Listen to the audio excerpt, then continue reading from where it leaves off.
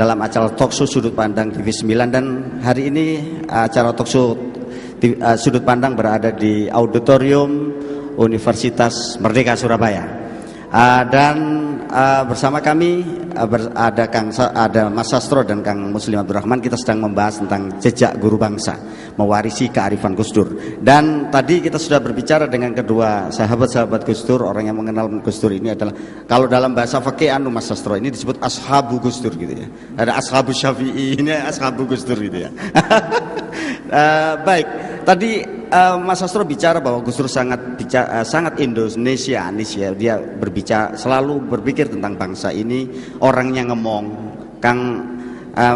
Kang Muslim tadi bicara beliau adalah humas dan human dan humanis, kemudian liberal dan liberatif. Tapi saya mau ke Mas Sastro dulu tentang perspektif budaya Gus Dur gitu ya. Apa yang sedang ingin dilakukan oleh Gus Dur terkait dengan budaya kita, gimana Mas? Jadi menurut saya Gus Dur ini seorang ahli strategi kebudayaan. Strategi kebudayaan. Jadi suatu contoh yang bisa kita lihat adalah ketika tahun 80-an akhir, Gus Dur pernah mengucapkan bahwa Assalamualaikum bisa diganti selamat pagi, selamat siang, selamat sore. Yang kemudian semuanya ngamuk, itu orang Islam semuanya ngamuk, khawatir. Ini Gus Dur akan melakukan penghilangan terhadap tradisi dan kebudayaan Islam. Karena Islam ini adalah tradisi budaya salam ini adalah budaya Islam. Ciri orang Islam itu kalau mengucapkan Assalamualaikum. Lah kok ini malah mau diganti selamat pagi, selamat sore, selamat siang. Bahkan ada yang lebih ekstrim lagi mengatakan Gus Dur ini rusak agama. Karena dianggapnya salam itu ajaran agama, misalnya sholat mau diganti selamat siang, selamat pagi. Padahal bukan itu pikiran Gus Dur. Yang bisa diganti selamat siang, selamat sore, selamat pagi itu adalah salam dalam pengertian kultural. Nah, sampean ketemu kancane Assalamualaikum, itu bagi Gus Dur saya diganti selamat siang, salam sejahtera dan lain sebagainya. Semuanya orang ngamuk. Padahal ini strategi kebudayaan Gus Dur. Ketika Gus Dur mengatakan salam bisa diganti selamat pagi, selamat siang, selamat sore, dan Gus Dur tidak pernah mengucapkan itu, maksudnya tidak pernah mengucapkan selamat pagi, selamat siang, selamat sore, tapi Gus Dur selalu mengucapkan Assalamualaikum. Wah, akhirnya semua pejabat, semua aparat, semua kalau mau pidato ngucapin salam. Entah agamanya Kristen, Buddha, Hindu, Assalamualaikum warahmatullahi wabarakatuh. Ketika ditanya, kok sampean nggak selamat siang Pak? Jari Gus Dur podo salam karena selamat pagi. Ini kan strategi kultural yang luar biasa. Artinya apa? Sebagai Muslim Gus Dur pede. Pede bahwa kultur Islam ini harus mewarnai. Cara mewarnai dibalik, orang tidak harus dipaksakan. Tidak harus dipaksakan semua selamat pagi, selamat siang diganti dengan Assalamualaikum. Itu namanya otoriter. Ya. Kalau kata Kang Muslim tidak menghargai pluralisme. Oke. Tetapi Gus Dur dibalik, selamat pagi, selamat siang, selamat sore bisa menggantikan salam. Nah, akhirnya wong-wong udah seneng kabeh. Jadi yang terjadi malah arus balik. Malah arus sebaliknya. Itu namanya Islam pede dalam membangun strategi kultural. Lah wis mayoritas kok bisa minder. Nah, itu yang orang tidak mikir. Itu akhirnya semuanya Assalamualaikum kalau pidato. Jarang yang selamat pagi, selamat siang. Paling tambahnya Assalamualaikum warahmatullahi wabarakatuh, salam sejahtera untuk kita semua. Tetap nganggo Assalamualaikum. Nah, ini yang namanya strategi kultural yang dibangun oleh Gus Dur. Jadi itu. Yang kedua, dia tidak hanya melakukan pernyataan-pernyataan, tapi juga sikap dan perilaku. Langsung dia ambil misalnya ketika dia menjadi juri Dewan Gereja Indonesia. Waktu itu baca puisi Dewan Gereja Indonesia. Waktu itu ulama-ulama geger. Nah, terus Gus Dur menjelaskan dengan enak saja. Lah wong niki mboten enten urusane kalih ibadah kok.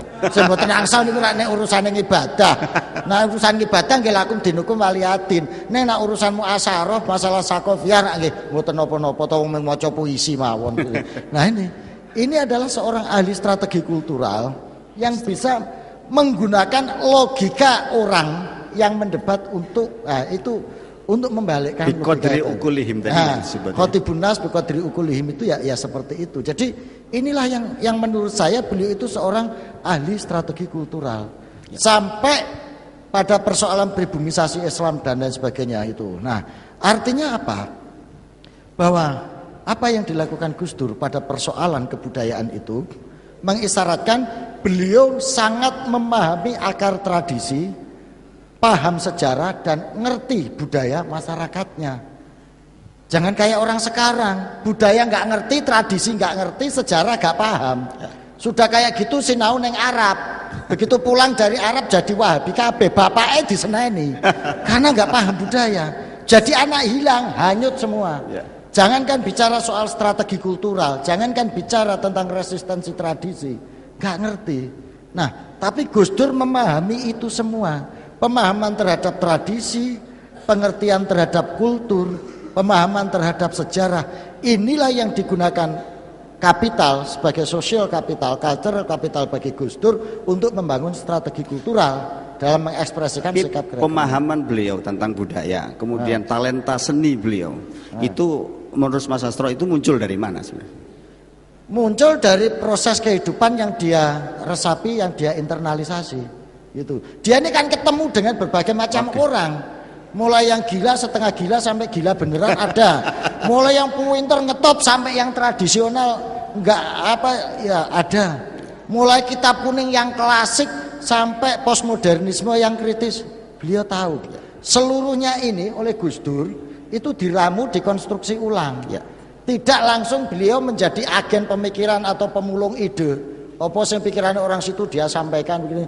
Enggak. Ya, dan yang menarik kan ketika masuk di komunitas kiai ya sangat kiai gitu ya. Ketika menjadi komunitas budaya sangat budayawan sampai jadi ketua Dewan Kesenian Jakarta. Itu piye ceritanya?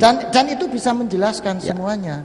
Jadi apresiasi kebudayaan Gus Dur itu tidak hanya diterima oleh kalangan kiai, tetapi juga di kalangan orang non kiai, kalangan budaya pun bisa diterima. Ketika beliau jadi Dewan Kesenian Jakarta itu apa karena Gus Dur ada kepemimpinan di situ atau? Sangat jelas. Pertarungan di situ itu juga sangat kuat kok. Antara garis-garis kemampuan intelektual, garis-garis afiliasi politik macam-macam kan di situ ada. Sampai Gus Dur bisa duduk di situ itu sudah merupakan seleksi yang luar biasa menurut saya. Itu sudah pengakuan dari dan teman. Orang NU itu yang baru masuk ke Dewan Kesenian Jakarta baru Gus Dur doang loh Mas. Itu. Dan kalau dulu sih ada Asrul Sani, tapi Les Bumi zaman. Usmar Ismail zaman biyen. Setelah Orde Baru kemeng Gus Dur. Saiki Gusmu sarep mlebu kangelan Mas besok. Nah, itu jadi artinya apa? Pemikiran kebudayaan Gus Dur itu bisa diapresiasi oleh kelompok manapun. Baik, luar biasa kita melihat Gus Dur dari kacamata budaya. Nah, dari kepada Kang Muslim kita bicara Islam dan Indonesia. Apa yang sedang ingin dijelaskan Gus Dur dan ingin diberikan kepada seluruh bangsa Gus tentang itu? Gus Dur itu memang seorang budayawan. Dia itu suka lagu dan dia penggemar musik klasik. Tapi Gus Dur juga suka lagu gambus. Kalau saya tanya, Gus, sampean itu dulu di Timur Tengah itu buku-buku apa yang sampean baca? Wah, aku membaca novel aja, Kang, katanya. Jadi Gus Dur ini memang suka pembaca novel yang berat. Jadi waktu dia pulang itu katanya berkarung-karung buku novel itu ditinggalkan ke teman-temannya. Dan memang dari awal kemudian saya kira karena di zaman itu ya harus disadari Gus Dur pulang itu kan akhirnya Gus Dur bilang kembali ke Khito gitu. Waktu di Situbondo. Tapi yang menarik Anda harus ingat bahwa yang jadi keberatan para kiai, kenapa Gus Dur tidak boleh nyalon NU itu karena dianggap dia jadi pengurus ketoprak.